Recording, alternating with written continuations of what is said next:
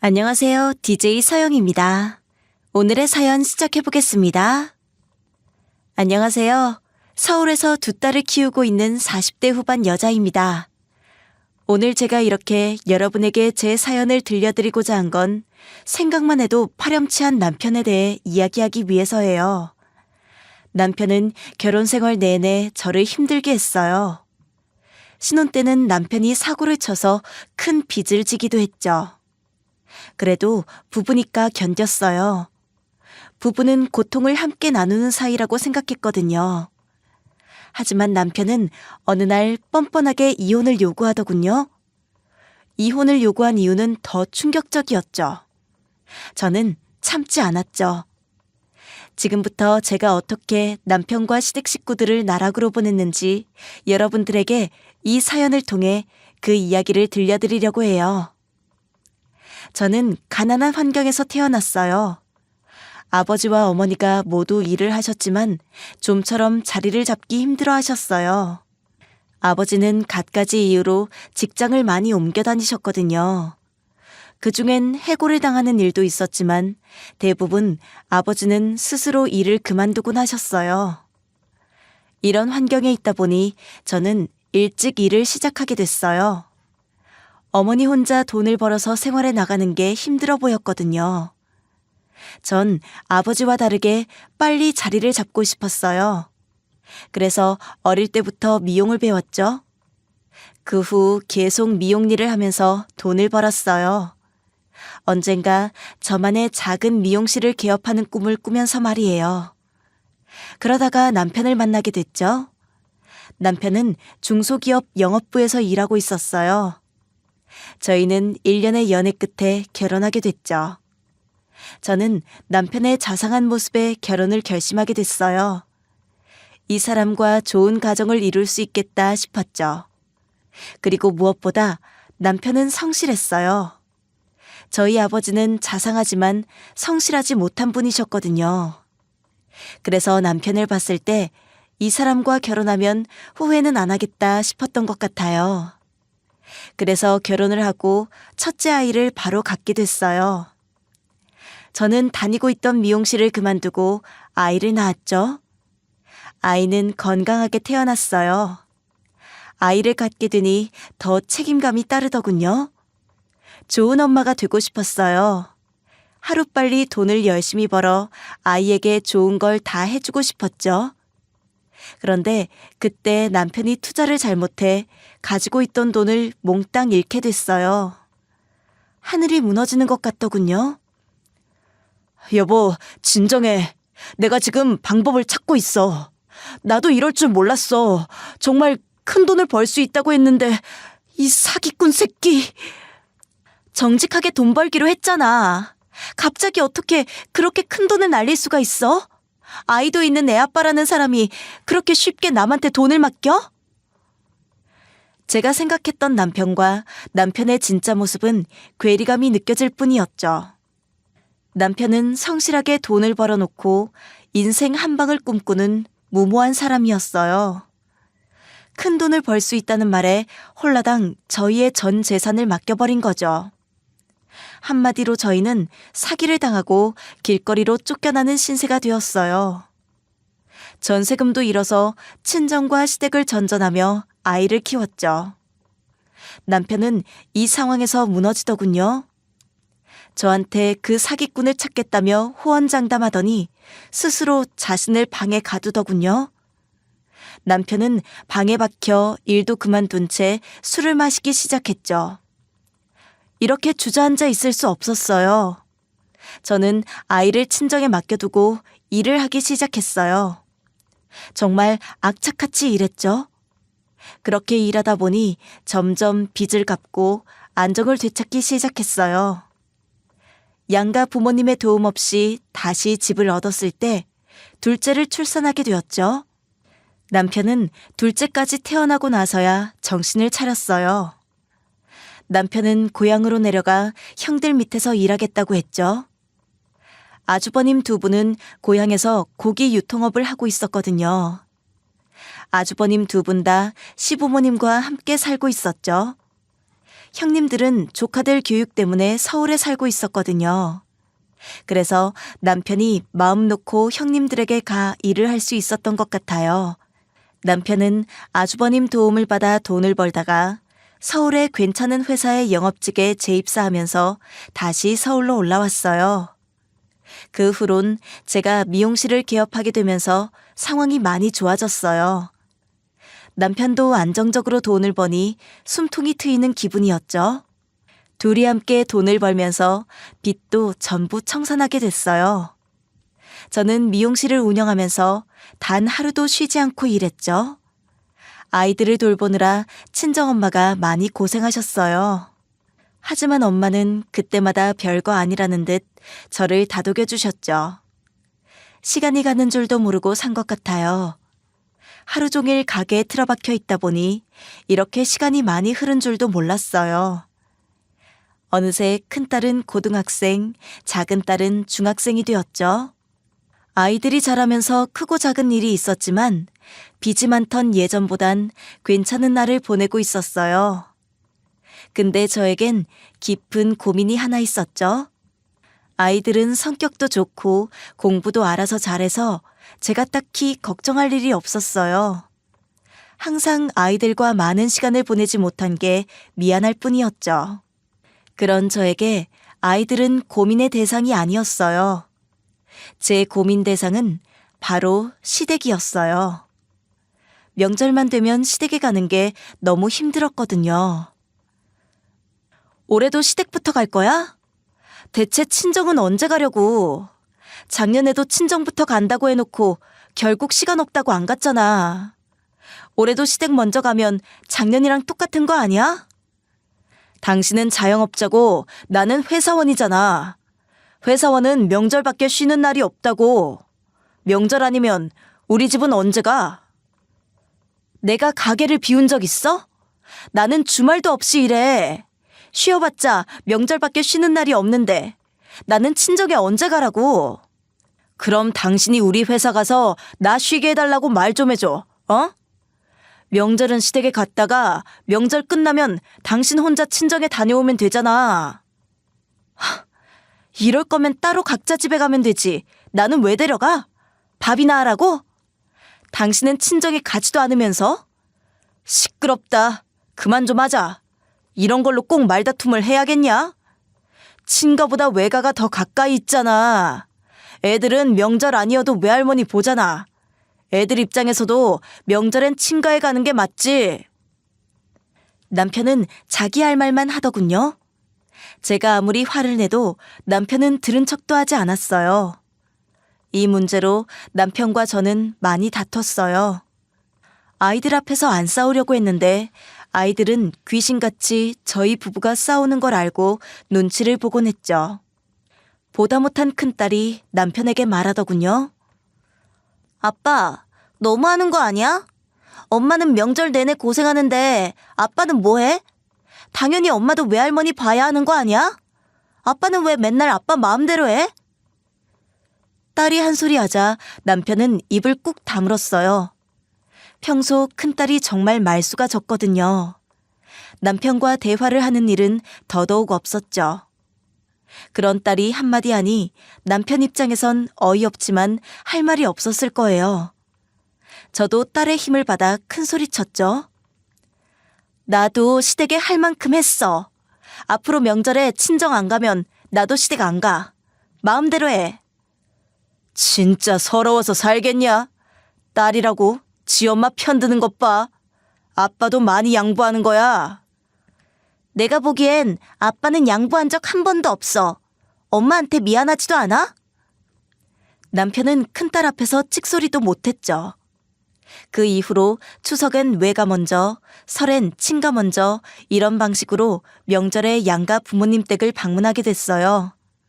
그 사실을 알고 시댁에서 저에게 눈치를 주더군요. 안 그래도 시어머니는 저를 별로 좋아하지 않으셨어요. 은근 형님들과 차별하곤 했죠. 시댁은 아들이 셋이고 막내인 제 남편이 가장 늦게 결혼했어요. 하지만 시댁에 가면 며느리는 항상 저 혼자였어요. 형님들 얼굴을 본 지도 가물가물할 정도였어요. 형님 둘은 명절에도 시댁에 나타나지 않았고 심지어 아주버님들이 하는 사업도 시댁 근처라 자주 볼 법도 한데 특이하게 두 아주버님 모두 주말 부부처럼 살고 있었죠. 나중에 알고 보니 표면적인 이유는 아이들 학원 때문에 형님 둘 모두 서울에서 지내고 아주버님들은 사업 때문에 내려와 지내는 거라고 하지만 결혼하고 보니 형님들은 모두 잘 사는 집안의 딸이더라고요.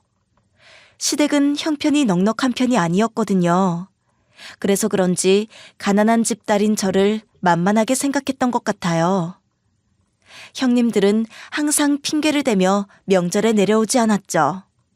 저는 항상 혼자 일을 해야 했어요. 우리 첫째 며느리냐? 나야 잘 있지. 너는 몸 관리 잘하고 있냐? 우리 손주들은 잘 지내고 있고? 명절에 못 와서 미안하다고. 아유, 아니 뭐가 미안해. 너도 별말을 다 한다. 바빠서 못 오는 건데 뭐. 용돈은 잘 받았다. 아유, 뭐 이렇게 많이 줬어. 명절에 혼자 일은 다 하는데 시어머니는 맨날 형님들만 챙기고 고마워하시더라고요. 저는 화가 나 시어머니에게 따진 적도 있었어요. 어머니, 형님들은 이번에도 안 내려오신대요? 작년에도 전화만 하시더니?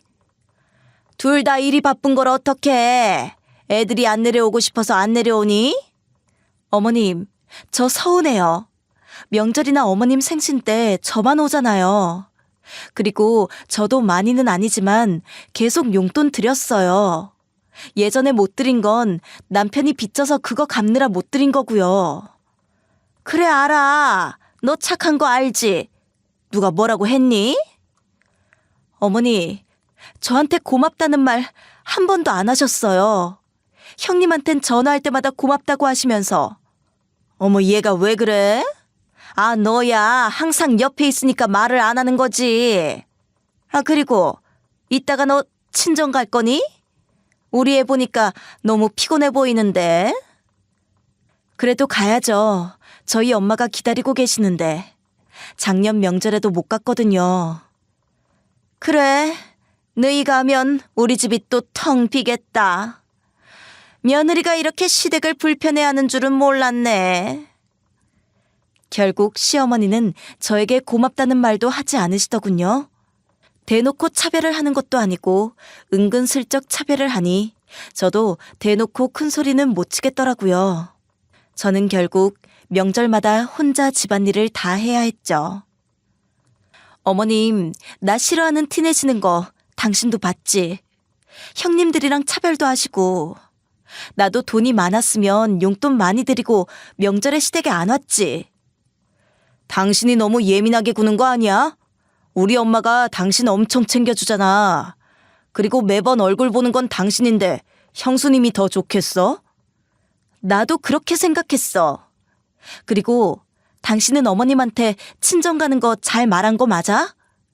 어머님이 엄청 눈치 주시잖아. 시댁에 갔으면 당연히 친정도 가야 하는 거 아니야? 뭘 그런 걸로 서운해해. 오랜만에 봤는데 너무 일찍 가니까 아쉬워서 그러는 거지. 당신도 문제 있어. 어머니가 그렇게 티를 내셨으면 더 있으면 되지. 꼭 오늘 친정에 가겠다고. 우리 엄마랑 한 약속은 약속도 아니야? 오늘 가겠다고 했으니 오늘 가는 게 맞지. 엄마는 우리 기다린다고 상 다 차려놓고 식사도 안 하셨을 텐데 지금도 한참 늦었거든? 네네. 그러니까 지금 가고 있잖아. 잔소리 진짜. 내가 우리 엄마여도 당신 피곤해하겠다. 어이. 남편이 이런 식이니 저희는 매해 명절마다 부딪혔어요. 정말 명절만 되면 머리가 아팠죠. 명절이 두려워질 정도였어요.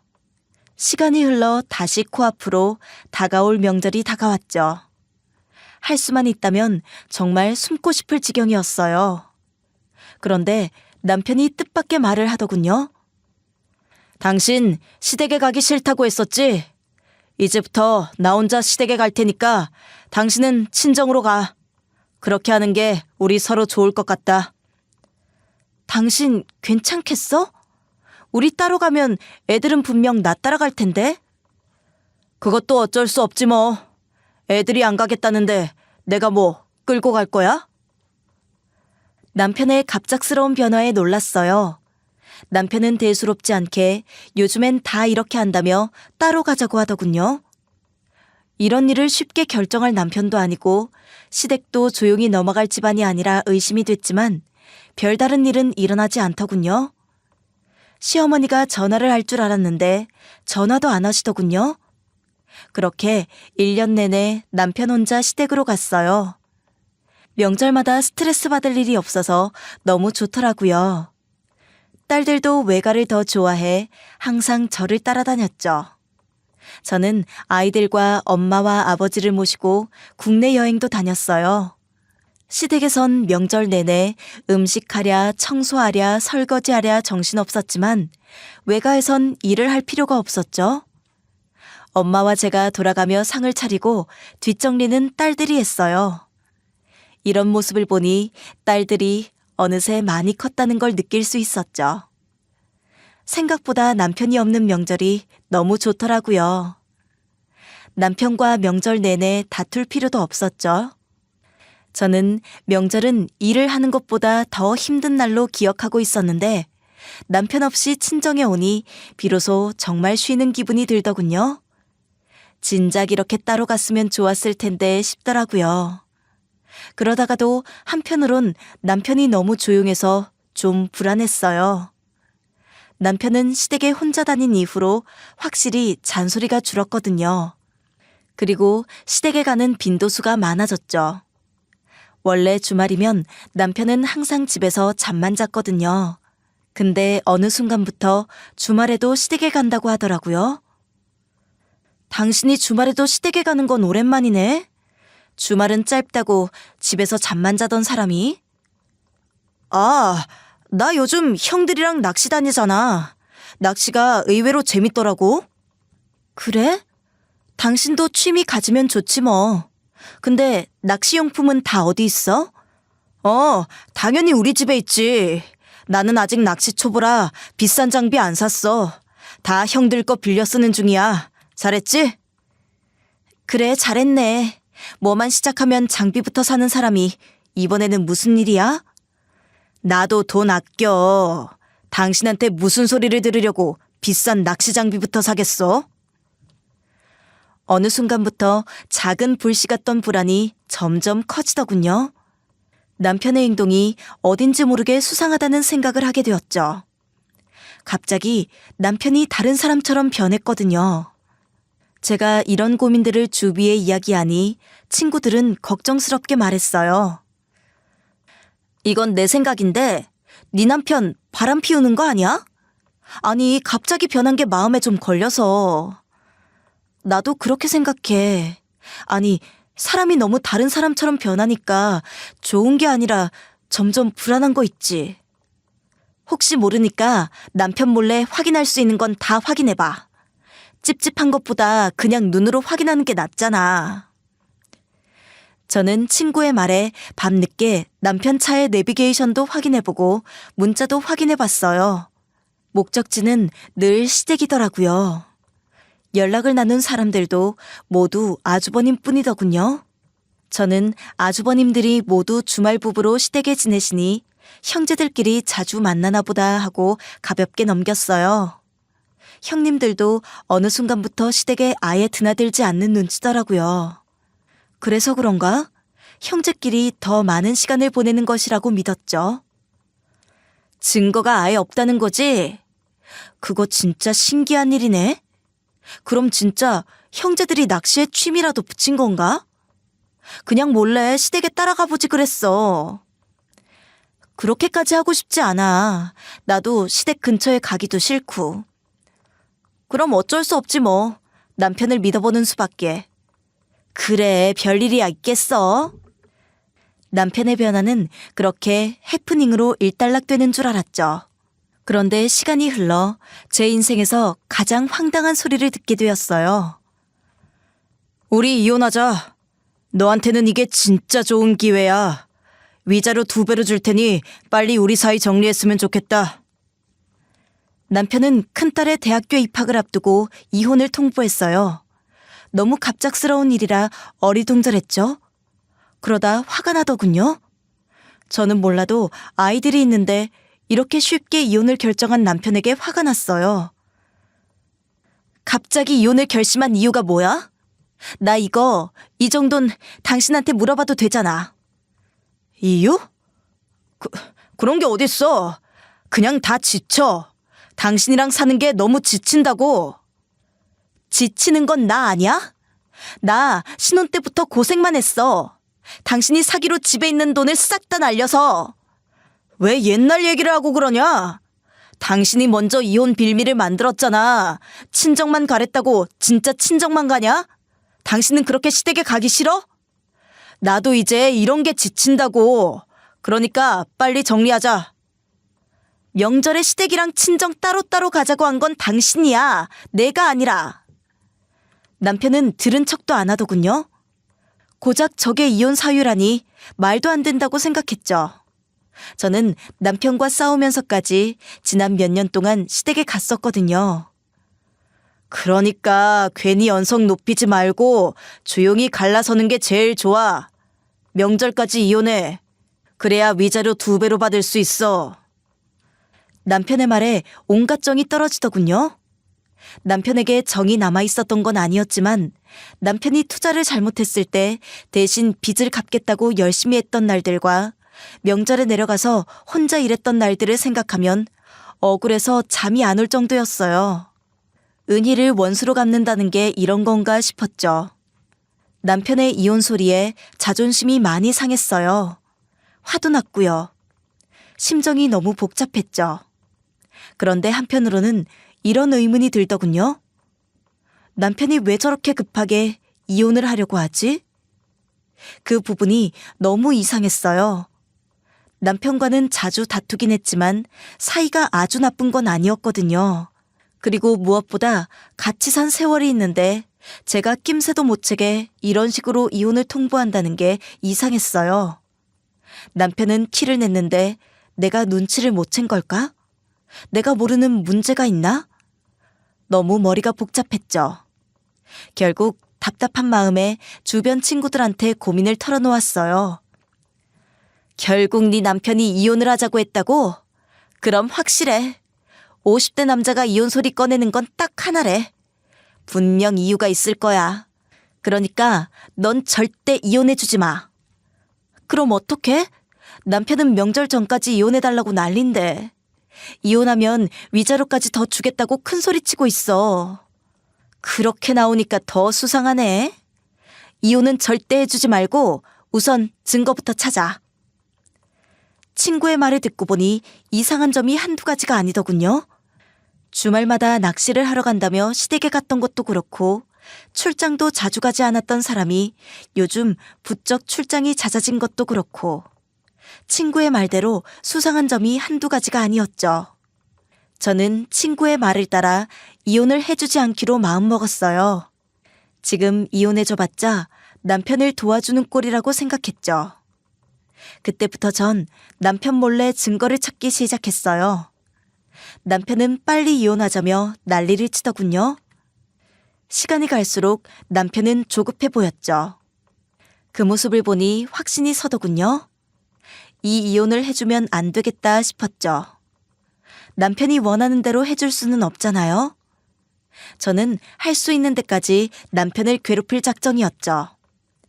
이혼하자니까? 대체 언제 이혼을 하는 거야? 당신 위자료 더 안 받을 거야? 빨리 이혼해. 걱정하지 마. 이혼해 줄 테니까. 나도 당신이랑 더 살고 싶지 않아. 근데 지금은 이혼하기 싫어. 좀 기다려. 그게 대체 무슨 소리야? 이혼을 한다고 했으면 해줘야지. 당장 이혼하자니까? 나도 생각을 좀 해봐야 할 거 아니야. 이혼하는 마당에 당신 좋은 것만 할 순 없잖아? 근데 뭐가 이렇게 급해? 이혼을 빨리 해야 하는 이유라도 있나 보지? 그런 거 없어. 당신이랑 깔끔하게 정리하고 우리 집에 가려는 것뿐이야.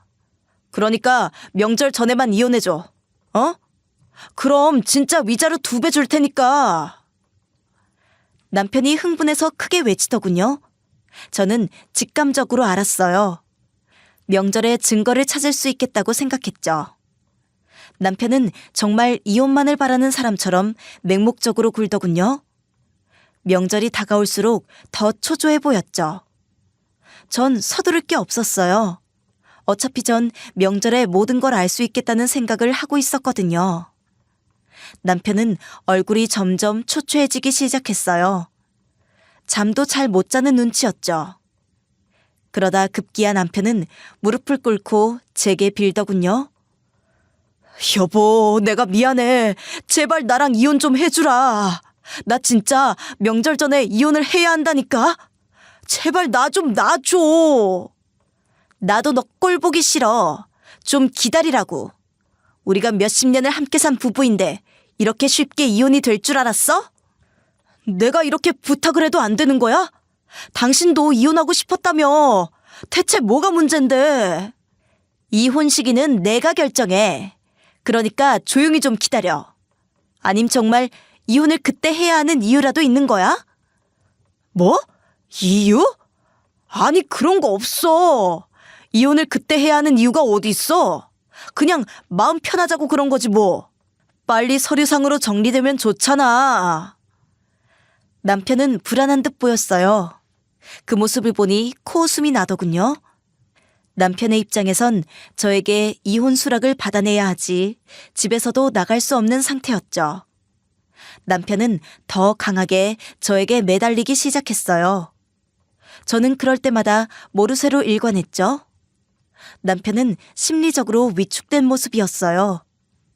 딸들도 이 상황을 눈치채고 남편은 투명인간 취급하기 시작했거든요. 남편은 딸들에게만큼은 이런 모습을 보여줄 수 없다고 했지만 이미 남편은 딸들의 가슴에 대못을 박은 상태였죠. 얘들아, 아빠랑 엄마가 이혼한다고 해도 우리는 계속 볼 수 있어.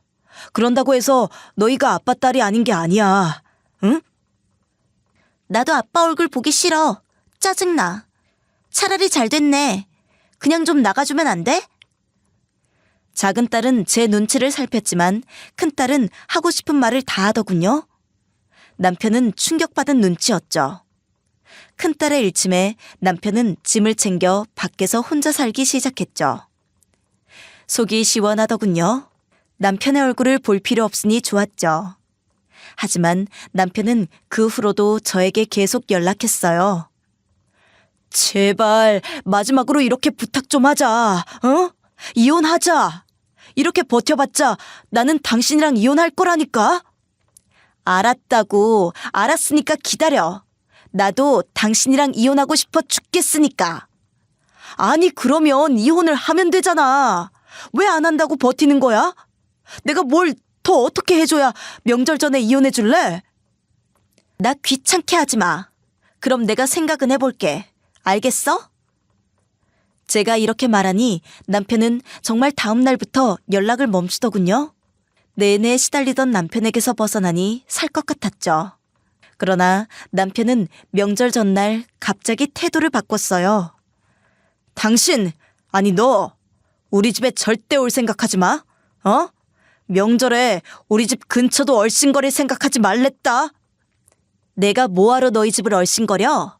꼴배기 싫은 사람들만 한 트럭인데. 걱정 마. 내가 분명히 말했어. 우리 집 근처엔 올 생각도 하지 말라고. 나 진짜 가만히 안 있어. 그래 알았다. 두고 보자고. 이 정도면 멍청한 건지 남편은 제가 명절에 시댁에 와보라고 광고를 하는 것 같았어요. 명절에 시댁에 가면 남편이 왜 저렇게 이혼을 애타게 바랬는지 알 수 있을 것이라고 확신했죠. 그리고 그동안 찾지 못했던 증거들이 있을 것이라고 생각했어요. 저는 명절 연휴가 되자마자 미용실 문을 닫고 즉시 시댁으로 내려갔어요. 시댁에 내려가니 평소 제 얼굴을 알고 있던 동네 사람들이 저를 붙잡고 놀란 듯 말하더군요. 뭐야? 삼형제네 막내 며느리 아니야? 그 집 막내는 이미 이혼한 거 아니었어? 이혼이요? 남편이 이혼을 했다고 했어요? 저희는 이혼한 적이 없어요. 그럼 이혼도 안 했는데 어떻게 재혼을 한다는 소문이 도는 거야? 재혼이요? 누가 재혼을 하는데요? 설마 제 남편이 재혼을 한다는 건가요? 그래, 이 근처 알만한 사람들은 다 알 텐데. 아니 근데 이혼도 안 하고 일을 벌이는 거야? 아이고, 세상 말세다 말세. 그 집 아들 그렇게 안 봤는데 이거 웃기는 놈이네. 저는 동네 사람들의 말에 충격받았지만 이내 바로 정신을 차렸어요. 어느 정도 예상한 일이었으니 놀랄 것도 없었죠. 하지만 그렇게 마음을 다잡아도 가슴이 빠르게 뛰더군요. 속에서 천불이 나 심장이 뜨거웠죠. 눈물이 울컥 터질 것 같았어요. 머리가 어지러울 정도로 심장이 빠르게 뛰더군요. 저 집에서 며느리가 큰 사고를 쳐서 이혼했다고 하더라고. 근데 아무리 생각해도 그 집 막내 며느리가 그럴 것 같진 않았거든. 내 저것들 저럴 줄 알았어. 저 눈 쫙 찢어진 부잣집 정육점 여자가 저 집 막내 아들한테 빨리 이혼하라고 성질내는 거 들었거든. 아니, 이혼은 이미 했는데 무슨 이혼인가 싶었어. 그랬군요. 저는 속았네요. 남편이랑 전 이혼한 적이 없거든요. 내가 잘못 들었나 했는데 그게 진짜였구만. 그것들이 바람을 핀 거야. 아주 뻔뻔한 것들. 동네 사람들은 하나같이 제 편에 서서 그간 있었던 일을 다 말해주더군요. 제가 명절에 자주 얼굴을 비춘 탓인지 시댁 동네 어르신들이 저를 예뻐해 주셨거든요. 제가 싹싹하고 예쁘다며 입이 마르도록 칭찬하시곤 했죠. 그리고 제가 직업이 헤어 디자이너다 보니 한 번씩 거동이 불편한 어르신들 머리를 무료로 잘라드리기도 했었죠. 남편의 바람 소식에 너무 화가 나고 서러웠지만 주변 어른들이 함께 화를 내주셔서 조금 위로가 됐던 것 같아요. 그래서 더 오기가 생기더라고요. 저 혼자였으면 눈물만 흘렸을 수도 있을 것 같은데 동네에 남편의 만행이 다 소문난 마당에 무서울 게 없었죠. 잘못한 건 제가 아니잖아요. 시댁 식구들이지. 그 생각이 확고해지자 독해지더군요. 시댁에서는 보이지 않을 곳에 몰래 차를 대고 시댁 식구들이 오기만을 기다렸어요. 주위가 어둑해지자 시댁 사람들이 모이기 시작하더군요. 그 순간 저는 남편과 그 여자가 함께 시댁으로 들어가는 모습을 두 눈으로 똑똑히 지켜보았죠. 저는 차분하게 차에서 내려 빠른 걸음으로 시댁을 향해 걸었어요. 불이 환하게 켜진 시댁엔 웃음소리가 끊이질 않더군요. 전 미련 없이 시댁으로 들어가 눈에 보이는 상을 엎어버렸습니다. 어머야, 이게 무슨 일이야? 뜨겁다고! 아, 시끄러워. 조용히 좀 해. 국 좀 옷에 흘렸다고 안 죽어. 와, 여기 다 모여 있네. 네가 이래서 명절에 시댁에 오지 말라고 했구나. 당신이 여길 어떻게... 아니 왜 여기 있어? 당신 친정 안 갔어? 네가 증거 좀 잡아달라고 그렇게 티를 내는데 내가 어떻게 여길 안 와보겠어? 네가 며칠 전부터 명절에 시댁에 오라고 노래를 불렀잖아. 내가 언제 그랬어? 오지 말라고 했지. 당신 내 말을 뭘로 들은 거야? 야, 넌 지금 네가 화를 낼 상황이라고 생각해? 어차피 인생 망한 것 같으니까 뭐라도 해보는 거야? 남편은 제 말에 사색이 된 얼굴로 아주머니를 바라보더군요. 저는 남편의 멍청한 행동에 헛웃음만 나왔죠. 지금껏 이렇게 덜 떨어진 인간이랑 살았다는 게 믿기지 않더군요. 멍청한 건 답도 없다더니 네가 이래서 이혼한다고 노래를 불렀구나. 은퇴하고 싶다고 했잖아. 그래서 부잣집 여자랑 결혼하려고 했어? 재수 씨, 우선 진정해요. 우리가 이 상황을 좀 설명할게요. 예? 시끄러워요. 그쪽은 빠져요. 이따가 상대해 줄 테니까. 지금 보니 전부 다 한통속이었네. 이 광경이 어이가 없었어요. 여자는 이미 시댁 식구들과 한 가족처럼 밥을 먹고 있었죠. 쏟아지는 화를 간신히 억누를 수밖에 없었어요. 너 이제 보니 저 부잣집 여자랑 재혼해서 놀고 먹을 생각이었구나. 너 내 등골도 빼먹더니 저 여자 등골도 빼먹으려고? 잘한다. 그래, 저 여자 돈도 많으니까 날릴 건 많겠네. 아니야. 아니, 너 지금 무슨 소리를 하는 거야? 저 멍청이랑 만나는 그쪽. 너는 이 동네에 상간녀라고 소문 쫙 퍼졌던데 얼굴 들고 다니기 부끄럽지 않아? 나였으면 진작에 이사를 갔겠네. 그쪽 부모님도 이 동네 사신다던데 부모님한테 안 미안해? 가게 한다는 사람이 상간녀 타이틀 달고 잘하는 짓이다. 이 광경을 처음 봤을 때 정말 화가 나 미칠 것 같았는데 시간이 갈수록 오히려 잘 됐다 싶더군요. 상간녀의 얼굴이 서서히 굳어지기 시작했죠.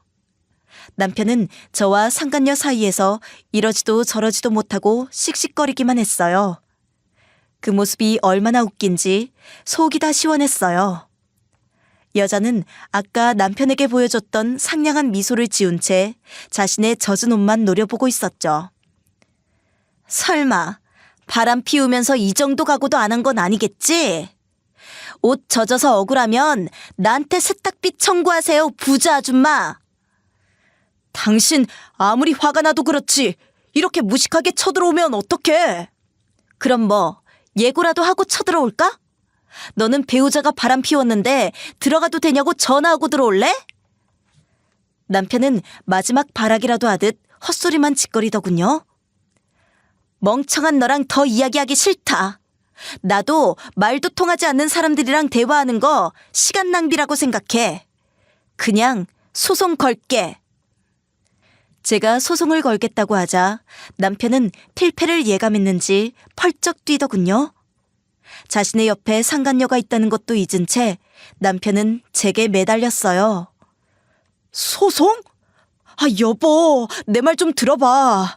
나는 진짜 가만히 있었는데 형들이 나를 꼬셨어요. 이 여자 집안이 부자고 건물도 있다는 거야. 나는 진짜 싫다고 했다니까. 아, 그래? 또 더 할 말 있어? 하고 싶은 말 다 해봐. 나는 지금 이렇게 사는 거 만족한다고 했거든? 근데 형들이 새장가 가서 거기서 가게 하나 차리자고 계속 날 꼬셨다니까. 우리가 언제 그런 소리를 했어? 네가 바람을 피우고 싶어서 피운 거잖아. 남 탓하지 말라고. 형이 그랬잖아. 그 나이 먹고 계속 남 밑에서 일이나 할 거냐며. 여자 잘 만나면 편하게 살 수 있다고 했어, 안 했어? 우리는 오히려 말렸지. 네가 먼저 돈에 눈이 돌아서 이혼하겠다고 난리친 거 아니야. 어디서 이게 거짓말을 해? 이렇게 발뺌을 하시겠다. 내가 나 혼자 죽을 줄 알고? 결국 세 형제들은 곧 주먹 다짐이라도 할 듯 싸우기 시작했어요. 결국 저만 이득 보는 상황이 온 거죠. 서로의 탓을 하며 물고 뜯는 형제들을 보니 어이가 없었죠. 시어머니는 이 상황에 놀라서 입도 다물지 못하고 남편과 아주머님을 바라보았어요. 한마디로 아수라장이 됐어요. 여자도 입을 꾹 다물고 구석에서 그들이 싸우는 것만 지켜보고 있었죠. 웃음이 나오더군요. 얼마나 서로를 물고 뜯는지 평소 우애가 좋았던 형제가 맞나 싶더라고요. 어딜 빠져나가려고? 내 인생만 망치고 형들은 쏙 빠져나가려고 했어? 여기 증거 다 있어. 내가 이거 저 사람한테 다 보낼 거야. 알아? 이게 진짜... 야, 너 진짜 미쳤어? 이렇게 은혜를 원수로 갚을 거야? 은혜는 얼어 죽을. 잘 살고 있는 사람 꼬셔서 딸들도 못 보게 만들어 놓고 내가 형들 잘 사나 본다. 저는 남편의 문자를 받아서 그걸 고스란히 증거로 활용했어요. 남편은 물론이고 큰아주버님, 작은아주버님에게도 위자료를 청구했죠. 결과는 혼인 파탄을 이르게 한 결정적인 역할을 했다고 인정받았어요. 그래서 둘에게 각각 2천만 원을 받아낼 수 있었죠. 그리고 당연히 상간녀에게도 위자료를 받아냈어요. 상간녀에게도 마찬가지로 2천만 원을 받아냈죠. 상간녀는 그 후 동네에 소문이 쫙 퍼져 가게를 정리하고 도망치듯 이사를 갔다고 하더군요. 남편에게는 남편이 말한 2배보다 더 많은 위자료를 받아냈어요. 이 결과로 시댁은 물론 형님들까지 다 뒤집어졌죠. 저는 시댁 식구들한테 제대로 한 방 먹여주고 남편이랑 이혼했어요. 남편은 그제야 저에게 잘못했다고 빌더군요. 여보, 소송 결과 봐서 알잖아. 진짜 나는 이혼할 생각이 없었다니까. 형들이 잠깐, 아니, 딱 한 번만 만나보래서 만난 것뿐이야. 내가 그런 변명을 듣고 당신을 용서해야 해? 당신이 애야? 선택은 당신이 한 거야. 나는 더 이상 당신 같은 사람이랑 못 살아. 그러니까 내 눈앞에서 조용히 사라져. 나는 이혼할 생각이 없었다니까. 난 당신밖에 없어. 내가 그동안 정말 미안해. 내가 다 잘못했어. 한 번만 나 용서해줘. 응? 난 지금 너무 좋아. 당신이랑 이혼하니까 세상이 달라 보인다. 너무 행복해. 그러니까 제발 내 인생에서 사라져줘. 여보, 나 그 여자랑 다 정리했어. 나한텐 당신밖에 없어. 내가 진짜 그땐 잠깐 돌았었나 봐. 네가 정리한 게 아니라 차인 거겠지. 그 난장판을 보고도 너랑 만나겠어? 그리고 그 여자 가게도 망하고 도망갔다며? 평생 살던 고향도 떠나게 됐는데 너랑 만날 수 있겠니? 내가 진짜 잘못했어. 내가 정말 평생 당신한테 속죄하는 마음으로 살게. 나 정말 새 사람이 될 거야. 새 사람이 되든 말든 그건 네가 알아서 해. 나는 관심 없으니까. 애들도 당분간 당신 얼굴 보기 싫다니까 그렇게 알고. 애들이 진짜 그렇게 말해? 아빠 안 보고 싶대? 그럴 리가 없잖아. 난 우리 애들 아빠라고. 아빠라는 사람이 그렇게 당당하게 바람을 피웠어? 넌 네 딸들 앞에서 떳떳해?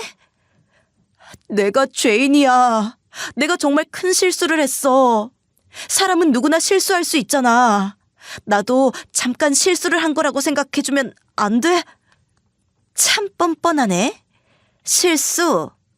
내가 그날 그 자리에 없었으면 당신은 속 편하게 이혼하고 돈 많은 여자랑 재혼했을 거잖아. 그게 실수라고? 아니야. 내가 잘못 말했어. 실수 아니야. 내가 그냥 잘못한 거야. 내가 당신한테 죽을 죄를 지었어. 이렇게 징징거려도 내 마음 변하는 거 없어. 눈앞에서 배우자 바람 피우는 걸 보고 용서해주는 사람이 몇이나 될 거라고 생각해? 용서하기 힘들겠지. 그래도 다시 한 번만 생각해달라는 거야. 나는 상황이 다르잖아. 형님들이 먼저 잘못했다니까. 언제는 든든한 형들이 있어 행복하다더니 꼴 좋네. 이제 전화하지 마. 당신이 백날 빌어도 난 당신 받아줄 마음 없으니까. 저는 망설임 없이 남편의 전화를 끊었어요. 이혼 절차는 순조롭게 진행됐죠. 이혼을 마치자 기다렸다는 듯 시댁에서 전화가 오더라고요. 시어머니는 제가 전화를 받자마자 오열하시더군요. 아가, 막내 며느리야. 내가 자식을 잘못 키웠어. 너 같은 며느리가 없었는데 내가 미쳤다.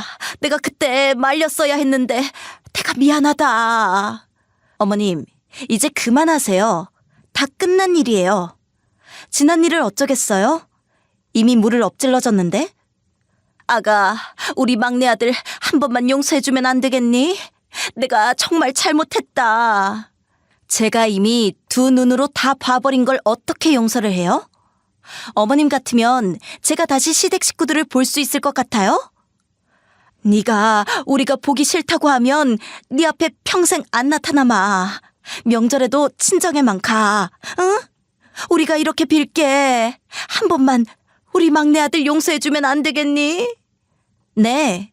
어머님, 저 남편 용서 못해요. 그러니까 이런 전화는 그만하세요. 먼저 끊겠습니다. 그 이후에도 시댁 식구들을 돌아가면서 저에게 전화를 했어요. 시어머니의 등살에 못 이긴 탓인지 아주버님까지 저에게 전화를 하셔서 용서를 빌더군요. 다 본인들 탓이라며 동생은 잘못이 없다고 하셨죠. 다 똑같은 소리만 하고 계시더라고요. 그렇게 용서가 쉬웠으면 애초에 이혼도 하지 않았겠죠? 남편과 시댁 식구들이 아무리 용서를 구한다고 해도 이미 제 마음을 돌리긴 역부족이었어요. 저는 더 이상 시댁 식구들이랑 엮이고 싶지 않았거든요. 아무리 반성을 한다고 한들 과거가 사라지는 건 아니잖아요. 저는 그냥 시댁 식구들의 연락처를 차단해버렸어요. 연락처를 차단해버리고 나서야 지긋지긋한 시댁 식구들의 전화를 받지 않을 수 있었죠. 그렇게 영영 시댁 식구들의 소식은 듣지 않고 살 줄 알았어요. 그런데 어느 날 큰형님에게 전화가 왔죠. 동서 잘 지내? 동서가 내 연락이 반가울지 모르겠네. 그래도 이 소식은 전해주고 싶어서. 안녕하세요, 형님. 저야 잘 지내고 있죠. 형님은 어떻게 지내고 계세요? 나 그 인간이랑 이혼했어. 그 인간 회사 폭삭 망했거든. 형님이랑 아주버님이 이혼하셨다고요? 제가 사정을 다 알 순 없지만 갑자기 왜 그런 결정을 내리셨어요? 더 이상 같이 살 이유가 없겠더라고. 회사도 망했는데 돈 없으면 누구한테 빌붙겠어? 나한테 붙을 게 뻔하잖아. 그래서 일찍 정리했지. 아주버님 회사 나름 튼튼한 유통사 아니었어요? 어떻게 그렇게 한 번에 망했죠? 형님은 저에게 놀라운 이야기를 들려주셨어요. 그 상간녀의 집안이 대대로 큰 정육식당을 했다고 하더군요. 근데 남편이 바람 피운 사실이 동네에 쫙 퍼지면서 상간녀의 식당은 폐업을 했다고 해요. 거기서 멈춘 게 아니라 상간녀 부모님이 하는 식당도 매출이 확 줄게 된 거죠. 그렇게 적자가 계속되고 장사가 되지 않자 상간녀의 부모님은 아주버님 회사와 거래를 전부 끊었다고 하더라고요. 그 정육식당이 그 지역에서 엄청 큰 가게라 회사가 휘청거렸다고 하더군요. 휘청거릴 때 현금이 있으면 버틸 수 있었겠지만 위자료로 돈을 쓴 탓에 회사가 오래 버티지 못하고 망했다고 하더라고요. 회사가 망하자 형님은 뒤도 안 돌아보고 아주버님에게 이혼 소송을 한 거죠. 둘째 아주버님도 상황이 그렇게 좋지 않다고 하더군요. 전보다 가족들을 더 볼 수 없는 상태라고 해요. 가족들도 아주버니를 외면한 모양이더라고요. 결국 두 아주버님은 시댁에서 나와 일자리를 찾아 다른 지역으로 떠나신 거죠. 남편도 서울 월세를 감당할 수 없어서 시댁으로 내려왔다고 해요. 시어머니는 남편을 원흉 취급하며 남편이 무슨 일을 할 때마다 집에 있지 말라고 꼴 보기 싫다고 난리치신다고 하더군요. 그래서 남편도 결국 집을 떠나 지금은 다른 지역에 원룸을 얻어 큰 식당에서 주차 보조 일을 하며 지낸다고 하더라고요. 그 이야기를 들으니 정말 나쁜 짓을 하면 그 벌이 자신에게 돌아오는 건가 싶을 정도더라고요. 한순간에 시댁의 몰락을 직접 듣게 되니 놀라울 따름이었죠. 이제 동서라고 부르기도 힘들겠네. 그래도 마지막으로 시댁 소식은 전해주고 싶었어. 그리고 동서, 미용실 재오픈했다며? 손님 많아? 네, 인테리어 바꾸니까 손님들이 더 많이 오더라고요. 요즘은 월세 낼 걱정은 안 하고 있어요. 잘 됐네. 조만간 찾아가서 머리할게. 그리고 그 전에 재오픈 축하 꽃도 보내고. 그냥 오셔도 돼요. 형님은 그래도 과거 가족이었으니까 오시면 영양 무료로 해드릴게요. 그거 엄청 좋은데? 알았어. 꼭 시간 내서 놀러 갈게. 다음에 봐. 저는 시댁에서 받은 위자료로 운영하고 있던 미용실 확장 공사를 했어요. 가게가 넓어진 탓인지 혼자 일을 하기 힘들더군요. 그래서 직원 하나를 두고 미용실을 운영하고 있어요. 인테리어를 바꾸니 이전보다 어린 손님들이 꾸준히 방문해 주시더군요. 저는 남편과 이혼을 하고도 이전처럼 잘 지내고 있어요. 딸들도 생각보다 아빠의 빈자리를 빠르게 적응해 나가고 있죠. 딸들은 남편과 연락조차 안 하는 눈치더라고요. 이미 딸들이 일방적으로 남편의 연락을 안 받는 것 같아요. 이것 또한 남편이 선택 후 감당해야 할 몫이겠죠. 엄마 나왔어. 오늘 손님 많았어? 직원 언니는 오늘 일찍 퇴근했나 보네. 오늘 손님이 빨리 빠져서 엄마가 먼저 보냈어. 근데 너는 학원 끝났으면 집으로 바로 가지. 맨날 왜 여기로 와? 피곤하지 않아? 뭐가 피곤해. 같이 정리하고 빨리 퇴근하자. 내가 바닥 청소할게. 그래. 그럼 엄마는 의자랑 거울 좀 닦아야겠다. 엄마, 나왔어.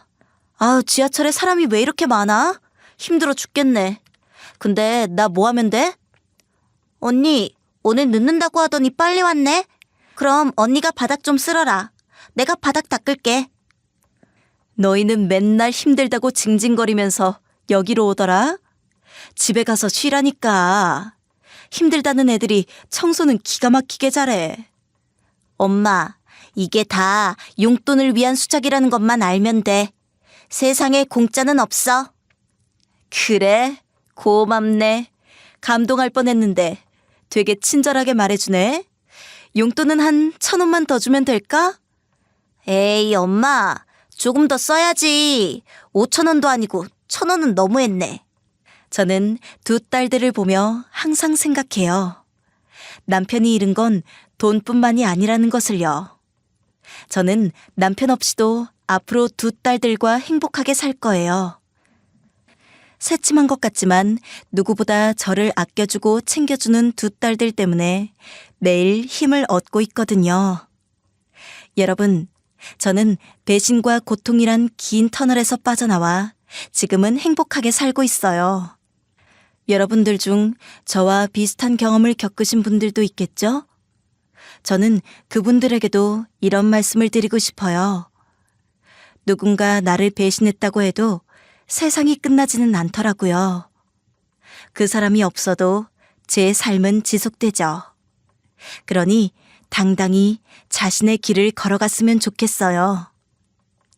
그럼 여기서 제 사연을 마치려고 합니다.